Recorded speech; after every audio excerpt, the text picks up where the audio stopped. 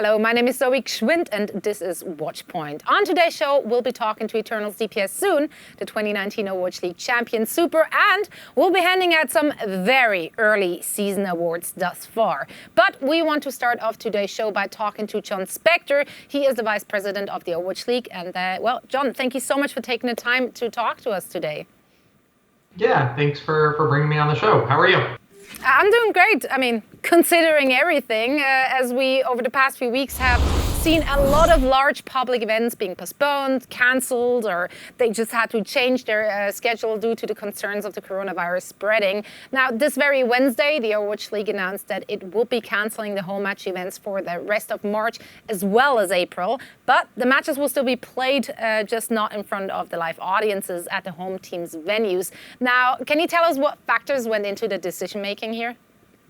Yeah, I think so. We've been working for a while now, actually, on backup and contingency plans around coronavirus and making sure that we're always putting the safety of our fans, our players, our staff, our partners first. But within that context, one of the things that we started to work on a lot more over the last few weeks is can we continue to shift to play matches online and do that in a way where we can have our players and teams scattered all over the world competing remotely, but still bring entertainment to our fans, which feels sort of more important than ever now.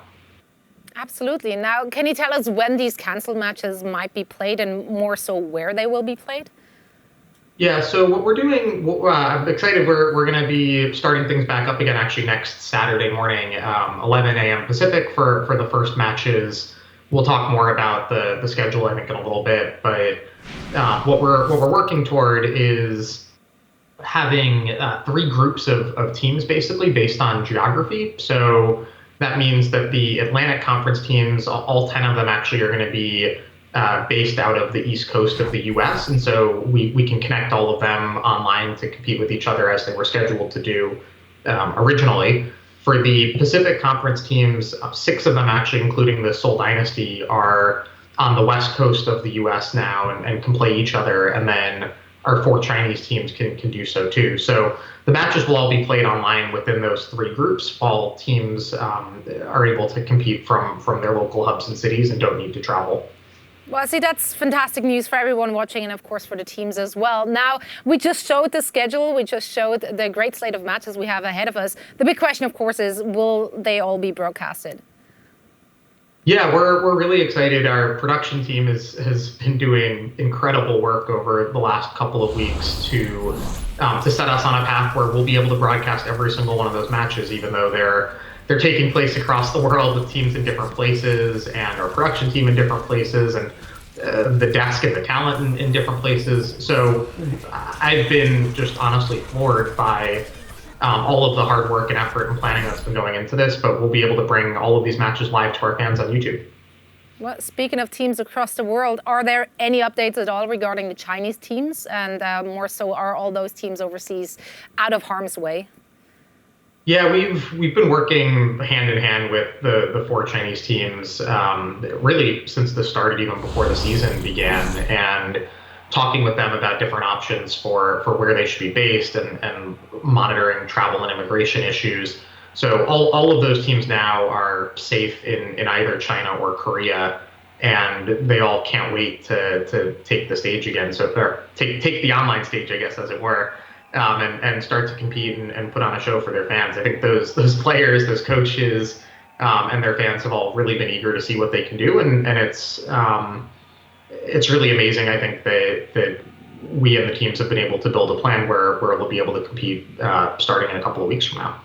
Absolutely. Well, that's great news, and I'm pretty sure all the fans agree. It is time that we see all of them on the big stage, whether that be online or offline, doesn't really matter. Now, speaking of offline events, is the All-Star event and the Mid-Season Invitational still happening, or did something change there as well? Yeah, so that event is one of the ones that we took a hard look at as we were rebuilding the plan for the next couple of months around the coronavirus issues. And whereas for regular match play, we found a way to minimize latency issues, get the teams competing against each other. for All-Star and a mid-season tournament that are really about bringing all of the teams together on one stage and getting the Chinese teams and the Seoul Dynasty in London and Paris competing against teams from LA and San Francisco and Texas. We don't have a great way to do that now. So what we've pivoted to instead is we'll run the All-Star festivities and a celebration of our fans, players, and community after the season ends. We're still working on the specifics of timing and exactly what that looks like, but I think it'll be a lot of the types of things that our fans and players love, the typical Widowmaker contests, the talent takedown, that type of stuff. For the mid-season tournament, unfortunately, we don't have a great way to reschedule that because the teams haven't played as many matches yet as they were originally supposed to. And in order to make that competition work from a competitive integrity perspective, we would have needed to gather all of the teams in one place, which in the current environment didn't feel like something we could do. Well, that's fair. Now, speaking of the season's end, is it possible that the season will now be extended due to the amount of matches that actually had to be rescheduled in the end? So we're working hard to announce the sort of updated full schedule. I think we'll be able to do that for fans early this coming week, and people will be able to see what's gone into that. But what we've done is created a schedule where in the months of March and April, the teams are playing all of the matches that they were supposed to have played through the end of April, so that when we hit May, the schedule could go on as originally designed, and then every team would still finish the season having played the full 28 matches that they were supposed to. One of the things that we're doing in order to make that happen is starting in April, we'll be adding a Friday show and playing a series of matches on Fridays throughout the month of April. That allows us to get to a place where by the end of April, as we head into May, every team is caught up to where they need to be. So as of now, we don't need to extend the season, but obviously this has been a really challenging and fast evolving situation, and that's certainly something that we're open to doing if we need to. Definitely. Now, despite this recent unfortunate but very necessary update to how those matches will be played, this season's switch over to the home and away model seems to have been very successful. How do you personally and also the teams feel about the home match events so far? Yeah, look, we've been thrilled. I think just looking at all of these events and seeing thousands of fans come out and celebrate their passion with all of the players and teams competing in front of their home crowds for in many cases the first time ever. This is something that we all have been working toward for years now, ever since the league was announced. This was really the vision. So it's been incredibly gratifying to see all of the support from our fans. It's been personally just amazing to see all of this hard work pay off in the way that it has. And one of the things that makes this whole situation, I think, really challenging is these events have been incredible and amazing experiences, and we know how special and meaningful they are to the fans all over the world. And so my hope remains that we're able to get back to competing on the global stage and bringing live events to fans as soon as it's safe to do so. And that's really just, it's been disappointing, I think, in a lot of ways, particularly for the players and teams that have also been waiting for this moment to have a chance to compete in front of their fans and bring Overwatch League home. So hopefully we get back to that soon, because it's really been amazing so far and everything that we could have hoped for and then some. Yeah, I think everyone does agree with that sentiment. Now, switching gears a little bit and talking about hero pools, has the implementation of the hero pools actually achieved what you guys were trying to accomplish so far? Yeah, look, we're a week or two into what's a pretty big change for Overwatch League, and so I think the answer is we need to continue to watch and listen and learn. But just looking at matches last week where we saw Tracer and Soldier is the most prevalent damage combo, we saw a ton of different strategies come out, a lot fewer mirror matchups where teams were trying the same thing against each other. There was a ton of innovation, even just match to match and going from Saturday to Sunday. And those are all things that were really the chief goals for us as we designed and rolled out the system. Watching those matches myself, I thought they were amazing, exciting, action-packed, really fun to see the teams try to counter each other. So we're really happy from that perspective. We've also, ever since the feature was announced, heard a lot of feedback from our pro players, the coaches, our fans, and we're going to continue to listen to that and test and refine the system. one of the things actually that we're going to change effective immediately for the next hero pool drawing is switching the odds for the lottery spinner. We've now watched both Mr. X and Sideshow pull heroes that perhaps their best, Jon. Yeah, I mean, look, I don't think anyone expected Soldier to be pulled 3 times in a row from the lottery when we set this up. We did like the aspect of not just say for example banning the most played heroes exactly. I think that creates some potential issues where you could see a meta that sort of seesaws or ping pongs back and forth, where okay, this week it's you ban these heroes and you play dive, but then next week you're back to double shield or double sniper or some other type of comp like that. So we like the aspect of introducing some randomness, because I think it creates a more diverse set of outcomes, a broader set of metas and strategies that are going to be enabled. I don't think anyone could have predicted really that banning both hit scan heroes would have led to seeing Tracer Soldier comps that we did, and it was awesome to see that. So we like the way that the system has been designed, but I think when you look at play rate data and you see, in the last pick, I think D.Va was over 90% play rate and Winston was right around 30 something. And so what we're going to do is weight it so that in that situation, D.Va has a significantly larger chance to be picked than Winston. The way it'll actually work is those heroes in the 10 to 25% play rate band, they'll get 1 of the tickets into that lottery spinner. If they're in the 25 to 50% play rate, they get 2 tickets, 50 to 75%, 3 tickets, and then above 75%, 4 tickets. So Soldier, Tracer still have a chance of getting banned, but you're more likely to have picked heroes that are more frequent in the meta, like a May, something like that. All right. And I promise you, we won't get either Mr. X nor Sideshow back on that drum anytime soon. No. Are there any other changes we expect to see when the Overwatch League starts back up next week? I think the biggest ones, right? We've talked about shifting to online play, which is going to come with a series of changes just by necessity. The hero pool shifts are something that we're excited about. We're also debuting a new map pool. So as we head into weeks, we played the first 6 weeks of the season on 1 map pool. We're still planning to run 4 map pools throughout the course of the season. So it's time to switch to the next set of maps, which should be pretty exciting as well to help change things up. Definitely. Now, last but certainly not least, is there any message you want to leave with the fans of the Overwatch League? Yeah, look, the first thing I'd say is I hope everyone's staying safe. This is a crazy time that we live in now, and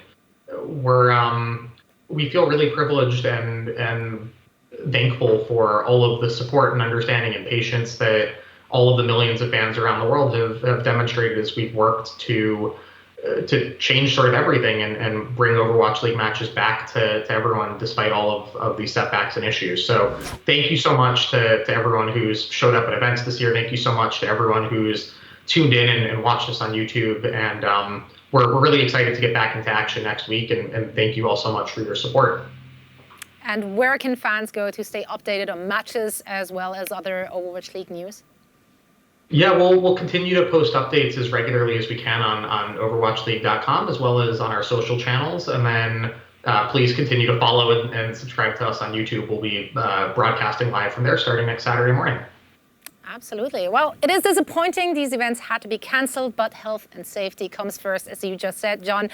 So yeah, thankfully the matches will still be played and the fans can still watch them online. Hopefully we'll see homestands return sooner rather than later. Thank you so much, Jon, for stopping by to the show and sharing your thoughts and what you know. Thank you so much, and we'll talk more soon. Absolutely. Thank you. Make some noise for your Washington Justice! This one is going to be epic. Logic's another pulse bomb, that's the stick. It's like a pizza oven in there. Hot bar gets put in the darn smelter. Puma's excellent adventure. Don't try this at home at your ranked games. You're gonna fail. You're not as good as Puma. Jerry can't be stopped. It's Jerry's world. We're just living in it. That is the quickest Junkertown attack time in Overwatch League history. This was just wrong. This felt horrible to watch. Addison! Monte just looking fierce there. So many headshots.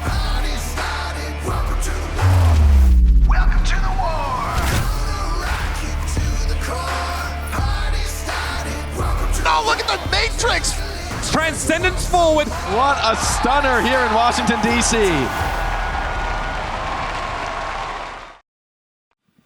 Welcome back, one and all. My name is Zoe, and I'm joined by Hex as well as Reinforce.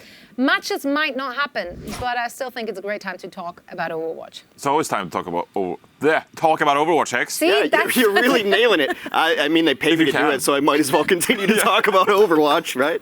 See, that's the spirit. That's the spirit I need here on the desk, but we're not alone. We actually brought in some reinforcements. No, come on. That was not directed at all at you. It's directed at this handsome gentleman on your monitors right now. That's right. It is no other than Soon, star DPS player for Paris Eternal. Soon, thank you so much for joining us today. Hello everyone, thank you for you too. Well, of course. Of course. You're welcome. Now, we finally saw you on the big stage. You did have your debut very recently. How did it feel for you to be back into the action? As usual, like since the season 1, when you start your first match, you're really excited, and it's like the competition, you know, it's a passion, and you feel really happy to play your first matches. Well, it's definitely in your wheelhouse. You know, the logo, Tracer is back in the mix. We get to see her play. So just overall, your thoughts on Hero Pool so far, I'd imagine they're positive, yeah? Yeah, the Hero Pool for me, like, it's kind of interesting because you shift the meta every week. So for example, the previous week we nerfed McCree and Widowmaker. So like, dive can be more played because McCree was banned. So I was able to play Tracer, and like my signature hero, so it feels really good.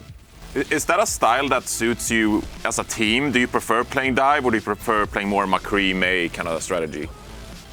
I'm always feel I'm an aggressive player. Like I always want to be on the front.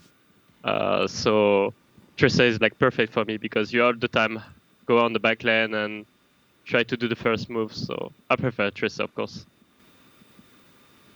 Right on. Now, we know that the way you guys are playing, with you being aggressive in those backlines, does require a lot of communication. Your team specifically has a lot of different cultures, a lot of players from all over the world. How is the communication going for you? Not just in-game, also out of game? As usual, like I have a lot of experience on dive, so I gave to my teammates, especially Benbes and Nosmite, some guidelines about how to dive correctly. For example, okay, we have like to know where the enemy position, when everyone is ready, like not diving alone. So this requires a lot of practice, but we were ready when we play against Flows and Philadelphia. Now, speaking of practice, I think maybe a lot of fans don't necessarily know, like, what's your day-to-day like when you prepare for matches?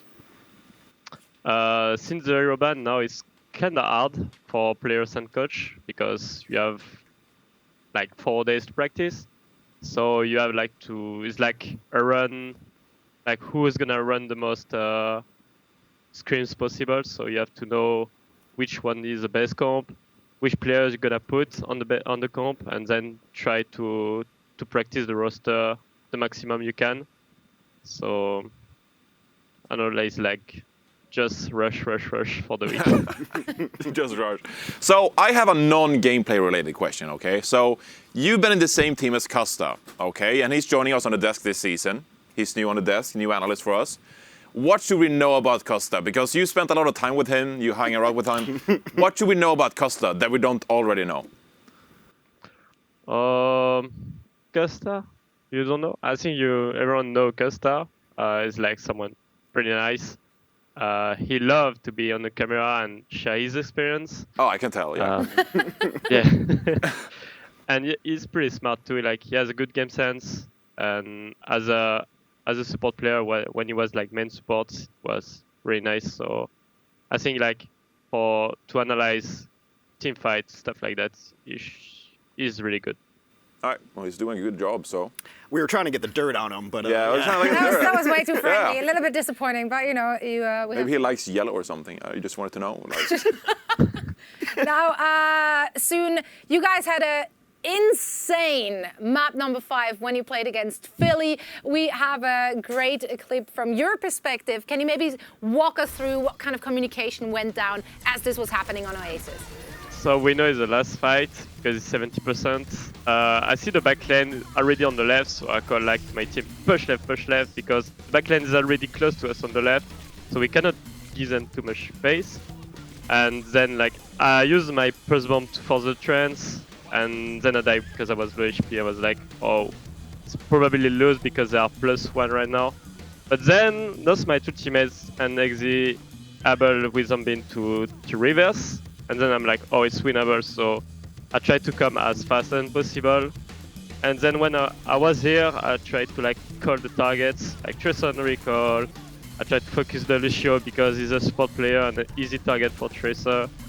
And after my call, like I'm just have to survive because I feel like we have the advantage. So if you survive, you're gonna win the team fight.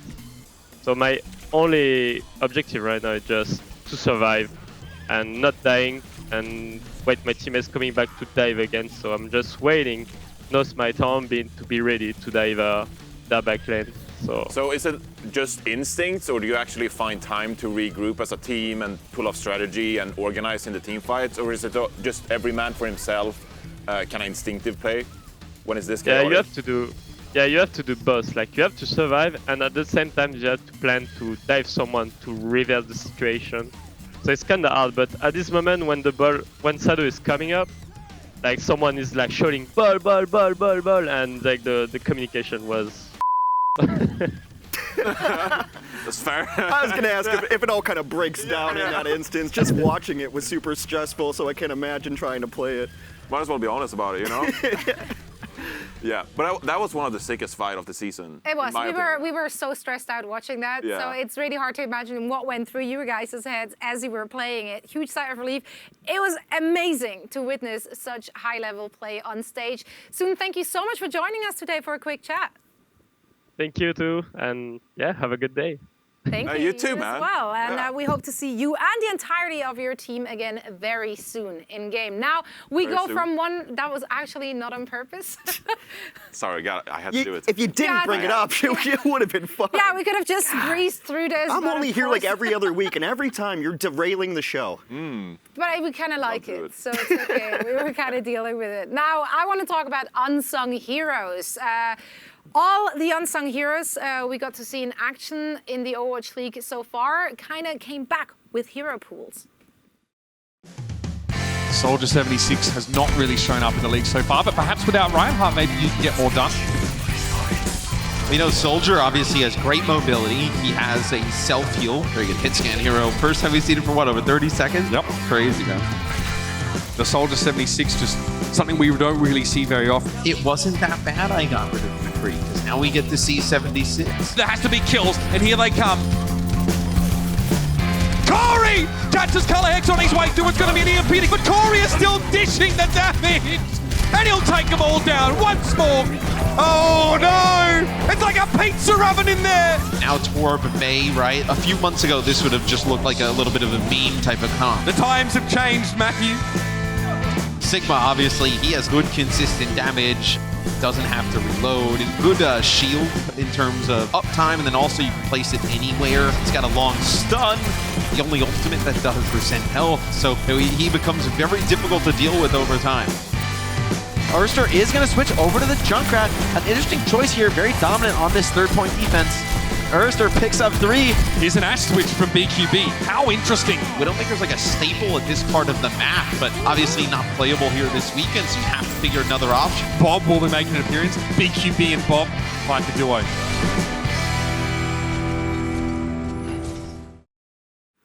We're back, and joining us here on the desk is 2019 champion, 2019 World Cup gold medalist. It is San Francisco's main tank. Super. It's a long intro. Yeah, it's a lot of accolades. Gotta make sure you read them all. Yeah, I didn't even get to read them off. That's the worst part of it. But I still kind of nailed it, and we're very happy to have you here. Thank you so much for joining. Yeah, thanks for having me. Now, you guys haven't been playing for some time. I believe you were playing very early in the season against Dallas. That was a victory. How have you guys been keeping up to date? How are you preparing with so much downtime? Yeah, I mean, like, it kind of sucks for us as a team because we like to keep going, just keep playing. But unfortunately, obviously, circumstances arise. And we've just been scrimming, just trying to keep the groove, trying to just keep our routine. You've played Seoul coming up. We haven't seen them play yet this year, so how do you prepare for that team? Yeah, I don't know. I mean, every team in the Asian region, like, you know, all the Chinese teams, and then Seoul, obviously, they haven't played. Fortunately for us, we went to Korea for a little bit prior to the season starting for a boot camp, and then we went there for like a week because we were supposed to have that long series of matches there, and then obviously they got canceled. So we had, you know, the chance to scrim a few of those teams over there. So we have like a general feel kind of for how some of those teams are. So I think, you know, we're feeling pretty confident overall. So I got 2 questions for you. One, how is the practice different in Korea? Because I practice myself during Apex, you know, I used to play professionally, and it's a completely different sort of like practice environment. How would you say it compares to North America or Europe when it comes to practice in Korea? I mean, I feel like, well, even if you start at like ranked too, I feel like ranked is a lot different because I feel like people just tend to try a lot more and they tend to just care a lot more, I don't know. Which is easier as a pro. Yeah, and then the teams themselves, I feel like are actually, they're not, like the practice feels more, I guess, refined in a way. You kind of get more out of it and just get to learn a lot more faster. All right. Follow-up question to that. I'm an analyst. You're a player. Yeah. And I'm tasked with doing power rankings every week. Okay. Because we need content. Yes. And we need good content, okay? You played 1 match so far this season. Where would you rank yourself in the power rankings so far? Ooh. Well, you know, because Philly and Paris, they're doing good. Yeah, that's true. But listen, confidence is very important. So, you know, I would say 1.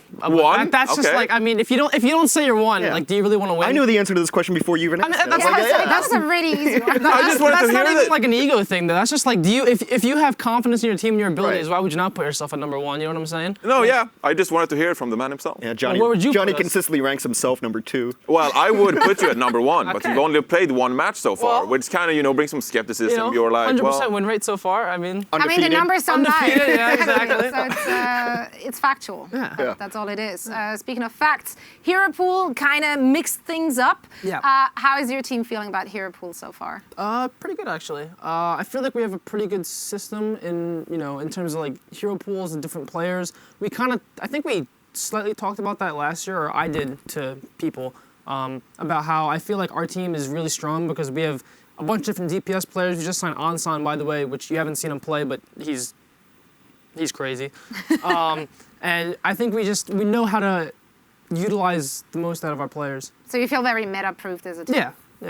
There's a lot of players that are new to the league this year. I mean, who stands out for you as far as these kind of up-and-comers who are really playing well? Who's your guy you like to watch? Well, like I said, Unsung, I think he's crazy. When he plays, you'll be blown away. I think Fusion support line too, Funny Astro and Alarm are pretty big standout players so far. Eggsy, I don't know how to say his name on Paris. No, it's Eggsy, yeah. That's how we say it. We don't know it's right. It's just how we But say it. if we say it, then it's There right. you go. Yeah. I think he's been playing pretty well for Paris, and I hope to see, you know, other new players hopefully get a chance to play as well. Yeah, it's been a good year for new players. Yeah. All right. So we can talk about this season, but we can also go back to last year, where you popped off. You won both the World Cup and the Overwatch League season.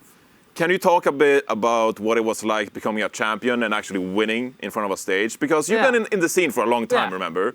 But you've never really won anything at this kind of a big scale. What did it feel like to play in front of an audience and just walk away with the trophy? Well, I feel like well, I guess I'll start with World Cup, because World Cup, like, I tried out for 3 years in a row, and the first 2 years I didn't make it. And they both got knocked out quarterfinals each time. Just saying. Gotta throw that in there.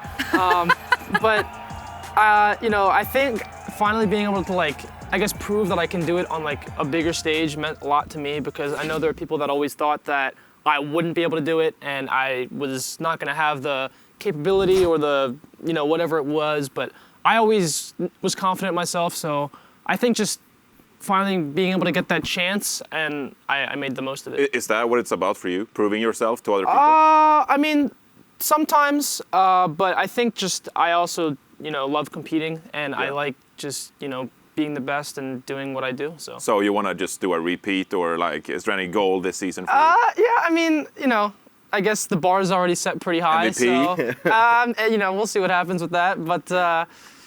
Who knows? Who knows? Who knows? Who knows, indeed. Now, another question, very important, absolutely not game related. Yeah. Have you purchased any clothing yet from Sinatra's line? Yeah, I did actually. Really? I bought his long sleeve because I really like long sleeves actually. Do you like his specific long sleeve, Yeah, or I are you think it's just nice. very supportive? Both. Well, that's nice. That's fair. Yeah. Well, as we're on the topic of fashion, you do, guys, there's a little belt that you have, the Nighthawk Router Championship Oh, belt. Rolls off the tongue. Yeah. What are you doing with that?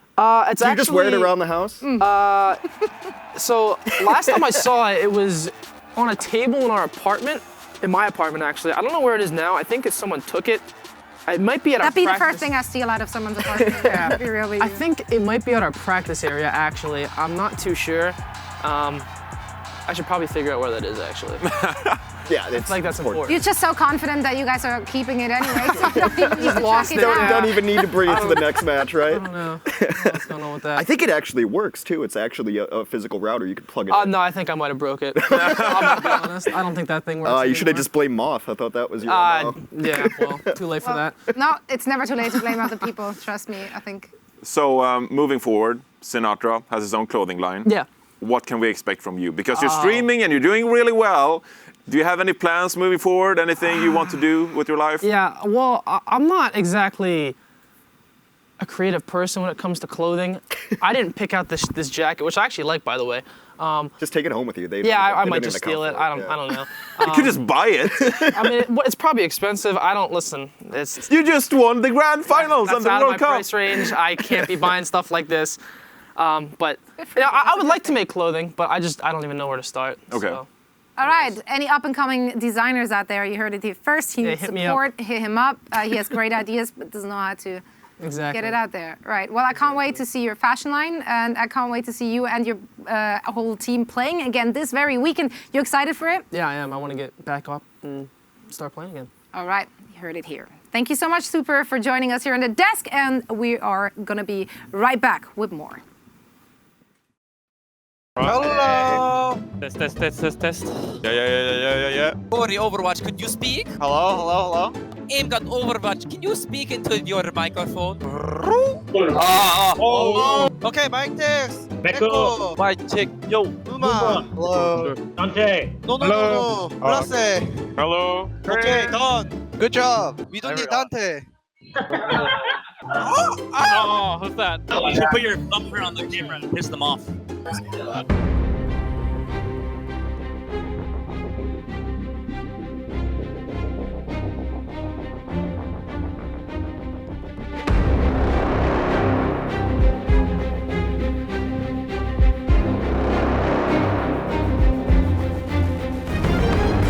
No. Ooh. Admin McCray said, and I oop. Jon, please shut up. Please shut. Look, you're so handsome and pretty really we're best tracer. Copper. Let's go cringe first bomb. Everybody, if you eat the pulse bomb today, everything, then I'm gonna kiss your cheek. I'll kiss you too, bro. Maybe. Let's go, boys. Oh, Curry, guys, Curry. Woo, Corey! Corey, I love you! I love you, Corey! I have your number! Corey, I'm free on the weekends if you want to do a. Let's go, Jeff Kaplan. Like to play the game. Push it.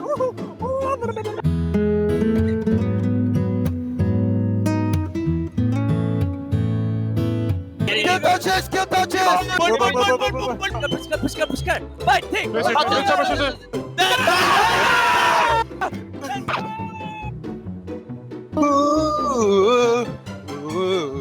In comparison to everyone.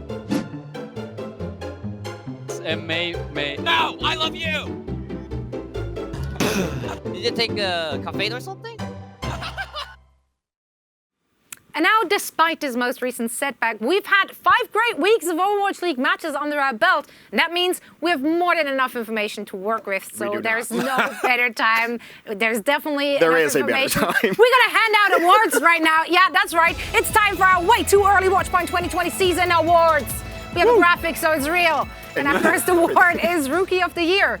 so far. And the winner, I think this is an easy one, right, everyone? Yeah. Out of like 4 possible candidates, we're giving it to XE from the Paris Eternal for his incredible hit scan performances so far for the Paris Eternal. He's been a leading factor to their early success this season, and he doesn't have a lot of competition. I mean, there's Alarm from the Philadelphia Fusion, but so far I think XE deserves this incredibly early award. I think especially for Paris, this is not the Rookie of the Year we were expecting for this Paris squad. Still haven't even seen some of their players play, but you Look, man, Sparkle hasn't even played. You can't really argue with this, though, too. What's most impressive to me about XE is he's not one-tricking it. Comes out of McCree, does the Hanzo, plays Soldier 76. He's played everything for this squad, and I think he's the reason that they won this fight. Get used to watching this one. It's going to be replayed in the annals of Overwatch history forever. Map 5 Oasis Philly Paris will be locked down as one of the greatest matches ever. But look at the numbers. Can't argue with it. Yeah, I mean, they speak for themselves. You see yourself, hero damage, final blows, and solo kills first out of half the league, pretty much.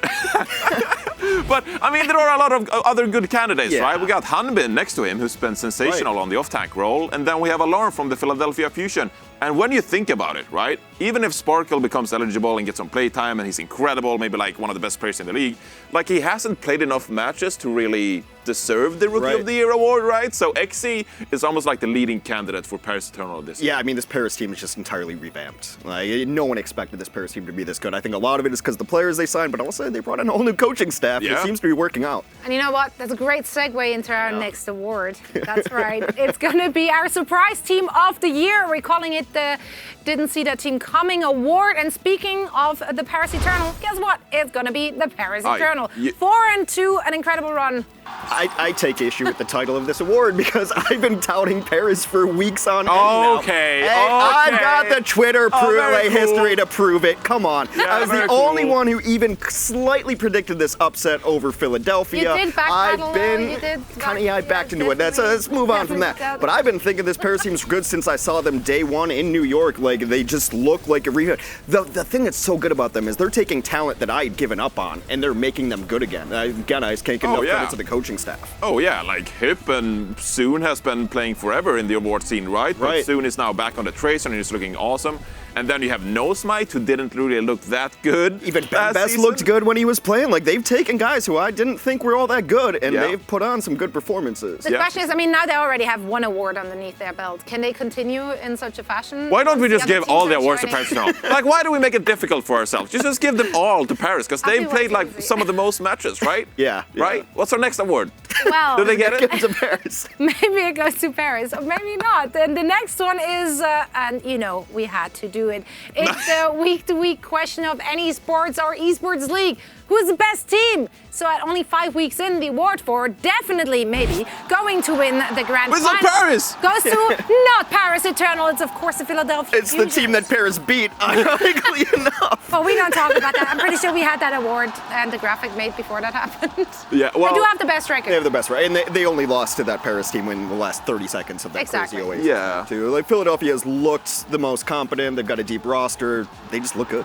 Yeah, I mean, they have an incredible roster, and I think you sort of have to split the awards a little bit, because Paris Eternal, they can't have them all. Yes, it is. I'm making it so. Everyone gets an award, and this is Philadelphia Fusions. Well, I mean, it's the team fight, win rate. It's just everything about this Philadelphia team. They look rock solid. I still am concerned, though, and it's always been a concern for Philadelphia, is their mental game. And when they think they can beat everybody, they can. And when they have that doubt, they can go 5 with Paris. Now, of course, I do have to ask, though, and yes, we can give Paris Eternal a glow-in-the-dark participation sticker, if that makes you happy. But they already have 2 throws. Doesn't matter. Well, this award went to Philadelphia Fusion, but the big question is San Francisco Shock better? We only seen them play once. I don't know. I'm just going to It's way too early to ask. I don't know. That's the point of these awards. It's way too early. I really like their roster. I really like the flexibility that San Francisco has, and they built this thing over years to make sure that no matter who gets played and no matter what players are playing, they're going to be good. So it's hard to discount them. I'd like to watch them play, but right now Philadelphia's actually beat teams in front of them, so Philly. Well, we still have a few more games to go, so let's see where we're heading with this one. Next, it's time to hand out the arguably most important award, the You had one job award. Oh, I know that's this right. one. Yeah, that's the one. I think this is self-explanatory. But if it isn't, we've bestowed this trophy to a special, very, very special someone who, well, kind of failed to do their duty, their one job. His one job. His one job. But I mean, we did get some benefits out of it. We've got this great Matt face now. This is how I He's a just winner. always picture Matt now forever. And my favorite part about this whole bit is look at that. You know immediately, he knew he'd done goofed. Matt felt that he had done goofed, and now we have this, so I'm okay with it. Yeah, so like unlike our other awards, there are a lot of teams that have played and participated and have a shot at winning. Like this is just Matt. Like there's no second place for this. It's But just not, Matt. I dare say, might be an unpopular opinion, but Sideshow did try to give him a run for the money by pulling out Soldier 3 times. Yeah. I banned Winston and no one even cared, so I was like, all right, I guess. Who was that guy who banned Ushua Reinhardt? tweeted about it, so he Some clearly jerk. cared. Yeah. Just saying. Now, finally, instead of an MVP award, we have our most undervalued player award. And this is not to say their team undervalues them. It's just that we might have, or we just didn't give the person, you know, the light of day as they deserve. They definitely had a stellar performance so far. So our MUVP award goes to You nailed it. Alarm. That's Again, right. I take issue with this. So I picked this award. Do you have issues with me? I've been talking about Alarm since before this season started. It is on record. I have him as my Rookie of the Year. And if you think Sato is a good player, it's because Alarm is a good player. Yeah. That's the reason Sato But looks no one good this follows year. you on Twitter, Hex, so no one knows. I know. Wow. Yeah, come on, man. That hurt. It hurt because it's true, Johnny. I mean, okay, jokes aside. He's jokes actually aside, really I'm sorry. funny on I Twitter. feel You should bad. definitely follow at Hexagram. Follow at Hexagrams. I'll buy you a drink later. It's fine. But I picked Alarm because I've been on this desk the entire season next to Zoe, except for the one weekend you were sick. But we haven't Well, you talked were enough sick about next Alarm. week. We just haven't talked enough about Alarm. We talk about Sato, we talk about Every Poco. time I'm here, I talk about Alarm. I do think he slips into the conversation, but he's never the main focus. But you know, you of could the tell last week when Sato went back to playing Winston, he reverted back to bad Sato, kind of fed a little bit, and that's because Alarm's not behind him on a Bap or an Ana just pumping him full of healing when he's on the Reinhardt. Sato's Rein has looked good because of the support line, and now when he's not on Rein, it's like, oh yeah, that's Sato. I remember that Sato. Yeah. So, The I mean, other Sato. I think Alarm could be like a top 3 flex support in the Yeah, league. I Like, think- he could be up there with like Twilight and Jonak, right? agree. And Yeah. So we haven't really praised him enough. Well, I haven't. Maybe Hex has. You know, I can't speak for his Twitter game, but I personally haven't praised enough. Yeah, I do think Alarm could make an argument for himself when it comes to actually choosing the Rookie of the Year, the real one, not the very, True. very early pre-whatever award. Well, that was our top 5 awards for You're the welcome. season. You're welcome. welcome. This is what no one asked for. We gave it to you anyways. Now let's check out our top 5 plays of the year so far.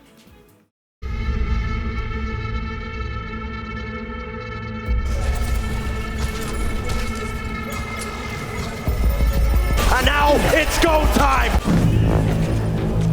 One slash comes out, Jaru falls, he finds a second one. Oh my word! Axel, an absolute legend! 5 kills for him! With the assist from the legendary Ryu Jae-hong as well. Widowmaker? Yeah, I don't know about that one. I think he needs to go on Doom. They have Desperate no times time. calls for desperate measures. Wrapping back around Corey, pushes forward, gets the body shot, tries to take him out, but Carpe will manage to find the kill. Poco alone on the point, will be melted down. Roar finds the kill. Carpe looking for a shot, takes one, finds Stratus, clicks him in the head. Now he's looking for the supports. Carpe, can he do this? Bring it back from the brink, jumps out, but Sato. And it worked! Carpe comes back with the Widowmaker, takes him in the skulls. The Fuel holding back, hoping to survive the cold. As they're diving in, oh, everybody's caught in the corner. They really can't move. Oh, the breathing, a bomb stuck to the back. Goodbye, good night.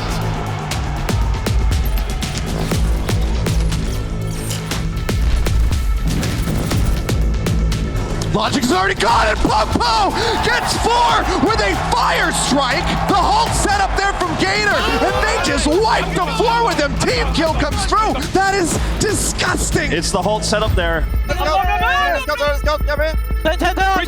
Not over yet. Poco does have the self-destruct. They need to keep Ivy alive. 99 to 99. This is absolute pandemonium on the point. XE gonna dodge self-destruct. Back over to the top, taking down Astro. A key pickoff here for the Eternal, but XE in danger. Walking away. Takes down the Hammond. Sato wasn't looking. XE still in the fight.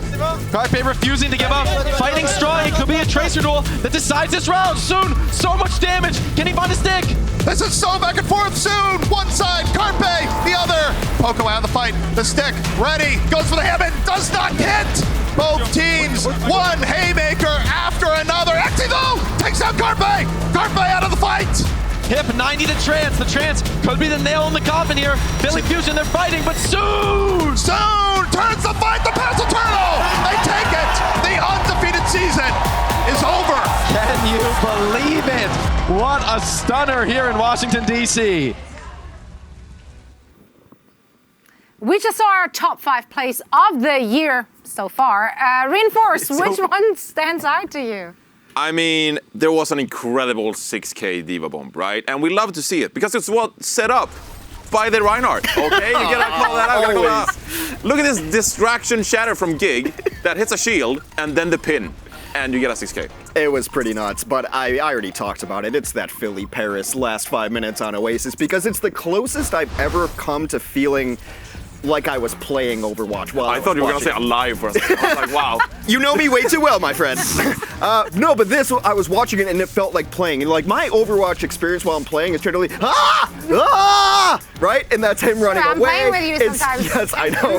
You know this. It's just screaming and chaos and terror and my hair is on fire. And that's what it felt like watching this. Like watching XE run away when he's at 40 health and it's like just barely getting there and oh, it's so tense and I think I stopped breathing and I didn't realize I did so up until the round was over. That's not good. You should work on that. I'm actively working on breathing exercises. Well, even the gameplay too. You look at the tracking. He hits that Lucio. That's probably the first real kill that opens up the fight for them because now there's no Lucio, there's no healing, there's no speed, and then just XE running around like a madman. That's why they call Soldier 76 the legs, and he put him to good work right there. It was the most fun I've had watching Overwatch. That felt like I was playing. I was super stressed. I think like even outside the top 5 we just saw, I think we had a lot of great moments as of right now, and there are many more to come. So thank you so much for jamming in on our top 5 plays so far. Now, before we go, a reminder to check out Overwatch Contenders this week. Monday, we have Australia, week number 2. On Thursday, Contenders Korea will kick off.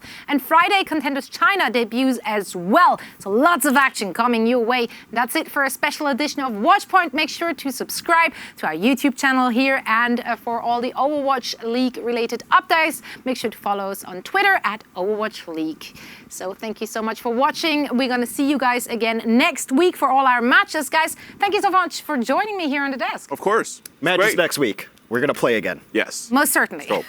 See you there.